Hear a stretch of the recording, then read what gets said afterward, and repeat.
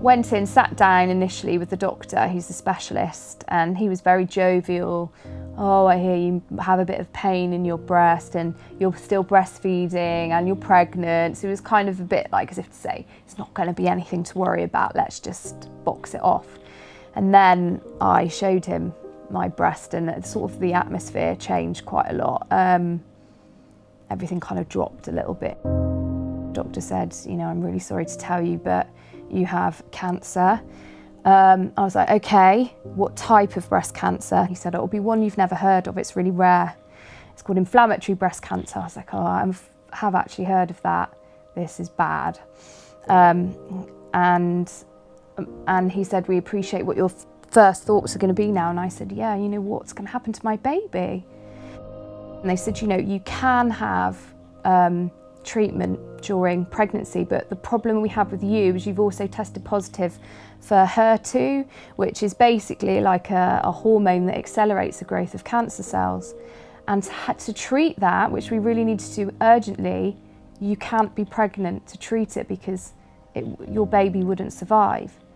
So somebody in your position would probably strongly consider having a termination. I was just like, I can't do that. I've bonded with this baby. So I was like, forget about that. What can we do? What's the situation? What can we do in the meantime? Well, we can give you a chemotherapy that's safe in pregnancy, but we definitely need to deliver the baby early. There's no way you can carry to term because you'll die. I had my little girl on the 11th of December 2015, and lo and behold, she was brilliant when she was born, absolutely perfect. She was breathing on her own, which is fantastic for a 28-week-old baby. I spent 5 days in hospital with her and getting used to being a mum with a baby. Our neonatologist sat us down and said, I'm really sorry, but she's had 2 catastrophic bleeds to both sides of her brain. There was absolutely no way that Ali would recover, and that we needed to let her go. So on the Saturday, we basically said goodbye to her.